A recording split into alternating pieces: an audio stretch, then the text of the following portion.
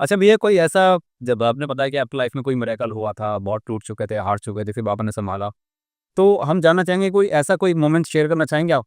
जो आज भी जब वो अपने उस मोमेंट को आप याद करते हो तो आपकी आँखों से आँसू आ जाते हैं। वो दर्द हो, कोई पीड़ा जो आप सहन कर रहे थे उस समय, बाबा के मिलने से पहले।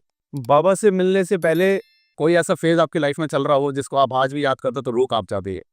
देखिए, बाबा से पहले मिलने से पहले मेरी एक लाइफ में एक मेरे जो बड़े भाई साहब हैं और उन्होंने मतलब हमारे इधर की कुछ कंडीशनें ऐसी थी जो हम एक-दूसरे को नहीं जी। सँभाल पाते थे। परिवार में मैं सबसे छोटा था और बहुत कुछ देखा मैंने इस जीवन में अपने में। मैंने होटल का भी काम किया है। अच्छा। हाँ जी, जो सच्चाई है मेरी जी, जी, जी। मैंने ये गाजीपुर सब्ज़ी मंडी में अगर सच बताऊँ हकीकत में मुझे इस बात को कहने में कोई शर्म नहीं है। मैंने छोले-भटूरे का भी काम किया है। अच्छा। मैंने जगह-जगह बहुत सारे ऐसे काम किए। बाबा ने मतलब मुझे नहीं पता था कब, कहाँ, कैसे मैं इतनी जल्दी धीरे-धीरे, धीरे-धीरे स्ट्रगल कर रहा हूँ। और मेरे जीवन की जो कड़ी है ना, वो अगर सच्चाई बताऊँ जब से मैंने बाबा के दर पर जाना स्टार्ट किया है, तब से ही मैं बाबा से इतना जुड़ गया हूँ ना, मैं मतलब अब औरों को भी बताता हूँ कि मतलब जाओ वहाँ पे। वहाँ पर जाना है, क्योंकि वो हारे का सहारा है जी। जो एक बार चला गया ना वहाँ पे, उसकी नैया पार होनी ही होनी है। बिल्कुल होनी है, 101% होती। अच्छा भैया, मैं एक चीज़ कई बार ये भी देखता हूँ, जब आपने बड़ी खूबसूरत तरीके से हमको बताया है कि अगर हार चुके हो, टूट चुके हो, निराश हो चुके हो जीवन में, तो बाबा श्याम के दरबार पर अपनी कदम ज़रूर रखें। बट मैं आज की डेट में देखता हूँ कुछ लोग इन सब चीज़ों पे बिलीव ना करके कुछ जादू-टोना, तंत्र-मंत्र इन सब चीज़ों में लगे रहता है। तो इनके बारे में आपका क्या कहना है? देखिए जी, जादू टोना, तंत्र मंत्र वो तो सभी बेकार की बातें हैं जी। और कहीं होती भी होंगी तो हमें पता नहीं। मैं हमारा तो एक ही विश्वास है मतलब। बस अपना तो एक अटूट भरोसा है, हार रहे हो तो उसके बाद चले जाओ, सहारा वही है। देखिए, जब हम सहारा वही है, बिल्कुल, जी। आपने कहा बिल्कुल सही है, ये सहारा वही है। जब हम किसी चीज़ को ले लो आप, एक्स, वाई, ज़ेड, अगर हम एक कहते हैं ना किसी के मन में कुछ डालना हो या कुछ भी जादू टोना ये सब चीज़ें होती हैं, तो ये कैसा होता है जैसे एक कबूतर है, ठीक है? जो वो मरा हुआ है उसके ऊपर अगर किसी ने हल्दी-सी भी फेंक दी, किसी तरह से कुछ कर दिया, तो उसी पे एक टोटका हो गया जी, चाहे वो कैसा भी है। सही बात। या कुछ भी चीज़ है अगर आपको पड़ी है, कोई सरसों या केक कोई भी चीज़ है अगर वहाँ रखी और आपके पैर से लग के चली गई, यार मेरे साथ में तो ये हो गया। एक अपना जो अंदर की जो भावना होती है, हमें उस चीज़ पे कंट्रोल रखना चाहिए। अगर हमसे कभी जीवन में कोई गलती हो ही नहीं रही है या ऐसा कोई प्राणी नहीं है भैया जिससे कोई गलती ना हो। हर किसी से कोई ना कोई गलती ज़रूर होती है, लेकिन एक भरोसा होता है, एक गलती भैया वो होती है जो जानबूझ के करी जाती है और एक गलती वो होती है जो खुद अजाने में हो जाता। अनजाने में हो जाती है। तो ये चीज़ है कि इंसान को अपना धैर्य रखना चाहिए, अगर वो सत्य के मार्ग पर चल रहा है, तो कामयाबी उसे ज़रूर मिलेगी। भैया अक्सर कई बार क्या होता है ना, मैं इसमें एक चीज़ और ऐड ऑन करना चाहूँगा। अक्सर मैं जब मैं अपनी ट्रेनिंग्स वगैरह में होता हूँ, मैं जब अपना सेमिनार वगैरह में करता रहता हूँ, तो कई बार मैं एक चीज़ बोलता हूँ, जैसे हमने देखा होगा हम पत्थरों पे हम छेने तोड़ा तो हम हथौड़े से वार करते हैं। क्यों? क्योंकि वही पत्थर तो पत्थर बन जाता है जिस पे नारियल तोड़ने का काम आता है और कोई पत्थर मूर्ति बन जाता है, राइट? तो है तो दोनों पत्थर ही। कहते हैं ना, मानो तो शंकर ना तो कंकर, वही वाली सोच है, करेक्ट? बिल्कुल है तो वो भी पत्थर ही, बट डिपेंड करता है कि वो पत्थर इसलिए पूजा जा रहा है क्योंकि उसपे छेने थोड़े से वार किया गया था। तो दैट मीन अगर कहीं न कहीं आज आपके जीवन में परेशानी आ रही है, स्ट्रगल कर रहे हैं, ये मानना चाहिए हमको कि ईश्वर अभी छेनी हथौड़े का प्रयोग कर रहा है आपके ऊपर। बिल्कुल, बहुत जल्दी पूजे जाओगे आप।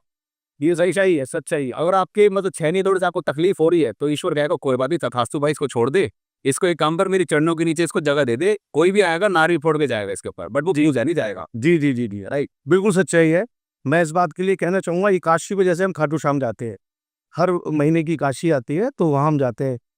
तो जैसे कि जब शुरुआत थी मेरी धीरे-धीरे बाबा से जुड़ने की, तो मुझे गाने का बड़ा शौक था। गाने गाने का। हाँ, भजन गाने का मतलब बड़ा शौक था, कि यार कहीं मैं गाऊँ। तो ऐसा हुआ करता था जब हम काशी पे जाते थे तो एक-एक धर्मशाला जब हम हाज़री लगाने जाते थे वहीं पे, तो भैया आप यकीन नहीं करोगे, एक-एक मात्र एक भजन के लिए हमको 6-6 7-7 घंटे बैठना रहता, इंतज़ार करना पड़ता है। इंतज़ार करना। अच्छा जी, 6-6 7-7 घंटे हमने इंतज़ार किया और उसके बाद में भी सुबह जैसी सुबह हुई अपना प्रेमी लोगों ने बोला, "आशु भैया अब तो जो है ना आरती का समय हो गया है, समय पूरा हो रहा है। हाँ, नेक्स्ट टाइम हम देखेंगे।"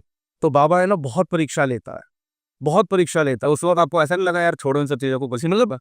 हिम्मत बिल्कुल ऐसी होती है भैया कि बिल्कुल छोड़ दो, सब तोड़ दो। कोई दिन तक उम्मीद करके आए थे कोई भजन गाएँगे लेकिन मौका ही नहीं मिला। देखो भैया ऐसे-ऐसे सिसक-सिसक के आँसू निकलते थे, सच बता रहा हूँ। भगवान से बस सिर्फ़ बाबा से एक ही फरियाद रहती थी कि बाबा हमारा मौका कब आएगा, कब हम ऐसे स्टेज पे खड़े होकर प्रेमियों को आपका गुणगान करेंगे। और बाबा ने बहुत जल्दी, बहुत कम समय में मेरे को वो समय दिया कि मैं भी फिर वहाँ जाके भजन कीर्तन करने लगा। आज बहुत सारी धर्मशालाएँ वहाँ ऐसी है जहाँ मेरे पोस्टर लग जाते हैं और मैं वहाँ पर नहीं भी जा पाता हूँ। क्या हुआ? जा ही नहीं पाता हूँ वहाँ पे, क्योंकि वहाँ पे ना पूरी रात अगर हम लगाते हैं वहाँ पे दर्शन के लिए, तो दर्शन भी करने होते हैं, चलना भी होता है, जाना भी होता है। तो मुश्किल से मुश्किल 3 या 4 धर्मशालाओं में हमारी हाज़िरी लग पाती है। ये तो अब आज बाबा की इतनी असीम कृपा है कि जगह-जगह थोड़ा-सा जो है, कहीं भी धर्मशालाओं में हमारी फ़ोटो लगती है। भैया आप आना, आपको इनविटेशन है, आपने आपको बुलाया है। लेकिन भैया क्या करें? अब बाबा हम तो ये कहते हैं बाबा इतना ही बहुत है जितना मतलब आप जो हमें ज़्यादा नहीं चाहिए बाबा, जितना आप हमें दे सकते हो। अगर हम अपनी इच्छा के अनुसार बाबा से माँगे ना, तो मान लो अगर कहते हैं ना कि हमने तो कार माँगनी थी और बाबा ने देना जहाज है, तो बाबा तो जहाज ही देगा।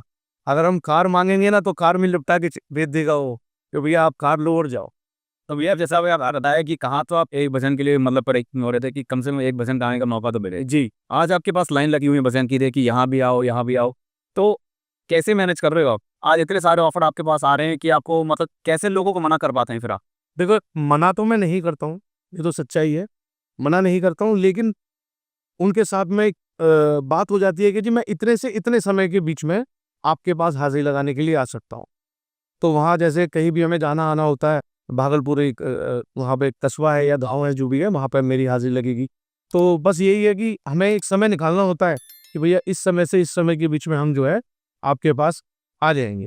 तो वो कार्य फिर चलता रहता है अपना धीरे-धीरे, धीरे-धीरे। बस। भैया बहुत कुछ जानने को मिला आपके इन संघर्षों के बारे में। लग रहा है कि मतलब बाबा श्याम की असीम कृपा है आपके ऊपर, राइट?